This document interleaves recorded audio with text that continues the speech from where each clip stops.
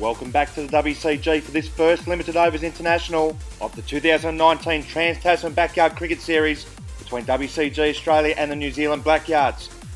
It's the New Zealand Blackyards who went into the drinks break in complete control of this match, as they will resume at 1 for 87 after 10 overs, with Shane Louis at the crease, 15 not out. So it'll be Shane Louis of OG's Hawke's Bay to resume at the crease for the Blackyards. Looked good just before the drinks break, and will be looking to continue on to make a big score and push his side towards a mammoth total. Will be Alex step in to bowl the first over of this session as he did the last. As he's in now to Louis, it's a good length delivery, and Louis just drops that at his feet once again and moves through for a single. Louis has been busy at the crease from ball one, looking to carry on the good work that was done before him by Henry Miles, who made a blistering 58 of 47 deliveries to put the Kiwis in the box seat. A step in will continue to Louis around the wicket. This one strikes him on the body, and he'll move through for another leg by. With good urgency from Louis, the Kiwis have just been that bit sharper than the Aussies this morning. After yesterday thumping in the test match, they certainly needed a response, and a response they have provided. A step in will continue to Louis around the wicket. In now, it's a good length delivery, and Louis advances, has a wild swing. And good thing he didn't connect with that, because that would have ended up back in New Zealand. So the Kiwis just looking to step things up here. Plenty of wickets in the shed. A step in will continue around the wicket to Louis. And this one's a shorter delivery, and he's hit this over the fence. So Louis goes. It's been another good over from Stepien, who's been good in the field and has deserved a wicket today, as Louis goes for a brisk 16. Blackyards 2 for 89 in the 11th over, as that brings Sam Bastyr to the crease. The man from Taranaki made a brilliant half century in the second innings of the test match yesterday. Can he carry on with that form? So it's Alex Stepien to bowl the final ball of his spell into Bastyr. It's a good length delivery. Bastyr just plays that to Scott for no run. It'll be George Pineros bowl the 12th over of the innings. As he's in now to Bastyr, it's a good length delivery and just plays that to middle basher on the offside, who can only parry, and he'll sneak through for a single to get off the mark. Well, Basher does have a bit of a habit of just knocking the ball down rather than picking it up, and it's cost his side a run. Pineros to continue to Bastyr in the 12th over. As he's in now, it's a good delivery, and he gets a thick inside edge Bastyr onto the fence for no run. Pineros has been pretty good with the ball on his return to the WCG today. Had a season for to forget Pineros, but he's in this side nonetheless. As he'll continue again to Bastyr. This one's a shorter delivery, and this one just evades Stepien there at mid-wicket, and Bastyr gets his first boundary of the match. We saw him pull the ball well yesterday, and he's on again. Pineros in for the final ball of his spell. As in now to Bastyr. It's a short wide delivery outside the off stump, and Bastyr hammers this through point for another boundary. Too much width offered there for Pineros. Sam says thank you very much. The middle basher to bowl the 13th over of the innings. It's in now to Bastyr, and this one's a short wide delivery, and Bastyr helps himself again to another boundary. This one just sat up. Bastyr had all day to pick his spot. 100 up for the Blackyards in the 13th over, as the basher will continue again to Bastyr, and this one's a full toss and hammered through mid-wicket. This one goes for 6. So Bastyr on fire here in this limited overs match, as he races to 19. Well, Basher under the pump once again, as he'll continue to Bastyr, and that's another short delivery. But this time Bastyr can't beat Stepien, who's been brilliant for the Aussies in the field today, as he saves El Basher's blushes. So Hamid's been expensive in this limited overs match, as he comes in for the final ball of his over, and this one's another short delivery which has been hammered down the ground for a 6. Bastyr moves to 25, the Kiwis 2 for 115. Michael Johnson to bowl the 14th over of the innings.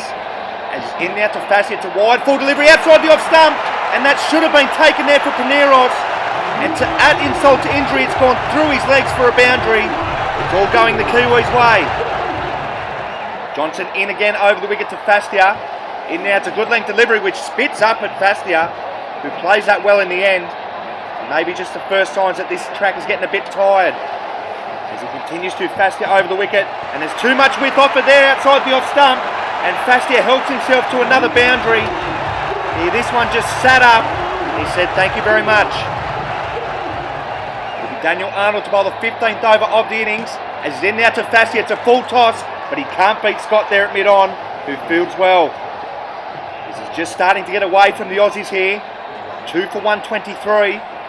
With still 5 overs remaining after this one, as Arnold is in again to Bastyr. It's another full toss, but he doesn't beat step in this time at mid-wicket. So the Kiwis on track for a mammoth total in this first limited overs international. As Arnold will continue over the wicket again to Bastyr. As this one's a shorter delivery, and he helps himself to another boundary by guiding this through the vacant point region. Too much width offered there from Arnold, and he pays the price. Arnold to continue to Bastyr in the 15th over. As he's in now, and this one's a full toss, and it's played down the ground, but Scott fields well to prevent a boundary. Not a bad over this for the Aussies, just the 4 off it so far. Bastyr has moved along to 37 iron off his second half century of the tournament. As Arnold continues again to Bastyr, and that one's a good delivery. Good line and length there from Arnold. There's not much that Bastyr could have done with that one. It's been a good spell from Arnold. No wicket for 11 as we arrive at the final ball of his spell. As he's in now to Bastyr. This one's a shorter delivery, but Bastyr has hammered his head at the WCG. And Arnold has picked up the big wicket of Bastyr for 37. He picks up the wicket his bowling has deserved, as the Kiwis are 3 down. So the fall of Sam Bastyr will bring Simon McFarlane of OG's Hawke's Bay to the crease. Made a pair in yesterday's test match, so the Aussies will sense a big opportunity to go bang bang here. So it's going to be Josh bowling to bowl the 16th over of the innings. As he's into McFarlane around the wicket, and this one hits McFarlane on the body and narrowly avoids falling back onto his stumps. It was very nearly a third duck on the bounce from McFarlane. Oh, and that's not far away at all. Bowling to continue around the wicket to McFarlane. In now, and he drags this one short, and McFarlane gets his way through mid-wicket for his first runs of the series. McFarlane off the mark with a boundary. The Kiwis 3 for 131. Bowling to continue to McFarlane in the 16th over.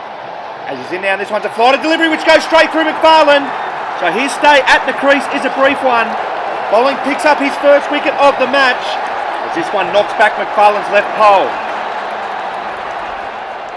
It'll be Satch Pryor of the Fitzroy Falcons to make his way to the crease at number 5.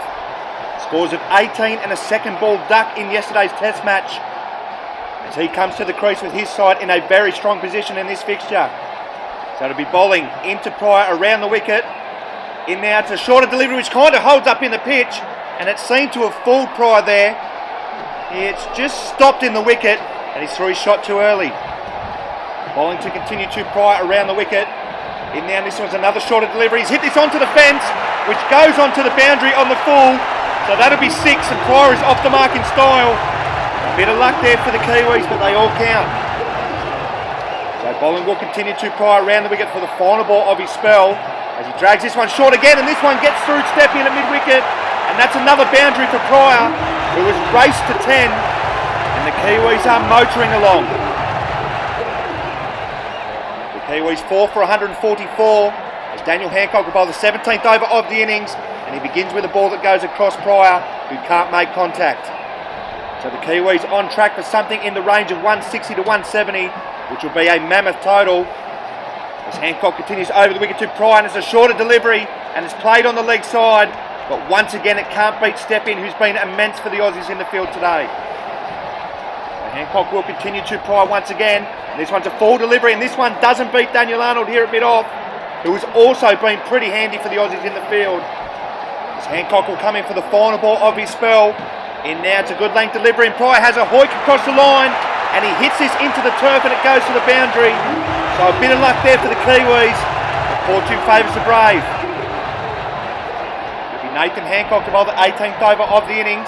And he's in now to Satch Pryor, and this one's another one that hits the turf and lobs over Nathan's head for another boundary. Pryor turning it up a notch as he moves to 18. Kiwis 4 for 154. Nathan Hancock will continue to Pryor over the wicket once again, as this one's a full out-swinging delivery, and it's been brilliantly driven down the ground from Pryor as he moves into the 20s. It's not a bad delivery at all there from Hancock, perhaps a fraction over-pitched.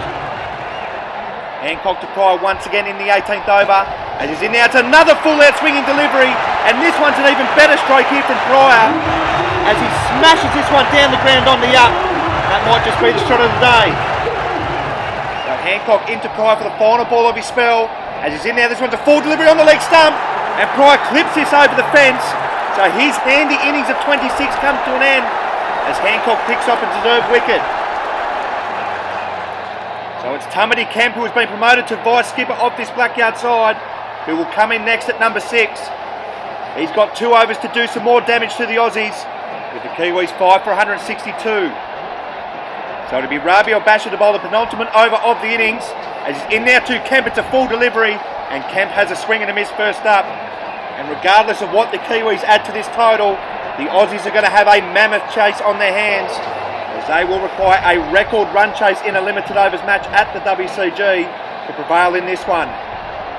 So it will be Bastyr to continue to Kemp in the 19th over, as he's in now and Kemp advances, hits this down the ground, and it's been well stopped there by Scott. And Bastyr didn't realise he was moving through for a single, as Scott trips over Kemp. Well, it's all happening at the WCG this morning.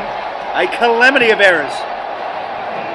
So the final ball of the Rabi or Bastyr spell, as he's in now to Kemp. It's a good delivery outside the off stump, and Kemp has hit this one over the fence. So he has been dismissed for 1. Bastyr picks up his first wicket of the match. The Kiwis 6 for 164. So it'll be James Calder, the Rattler from OG's Hawke's Bay, who will make his way to the crease here for the Kiwis. Made a handy 38 in the second innings of the Test match. Can he push his side up towards that 170 mark? So he'll face Scott for the first ball of the final over. And this one's a good length delivery, and he's hit this one over the fence first ball. So the Rattler is dismissed for a golden duck, as the Aussies are showing some fight at the back end of this innings. So it'll be the skipper, Viggo Rasmussen, who will make his way to the crease for the Kiwis.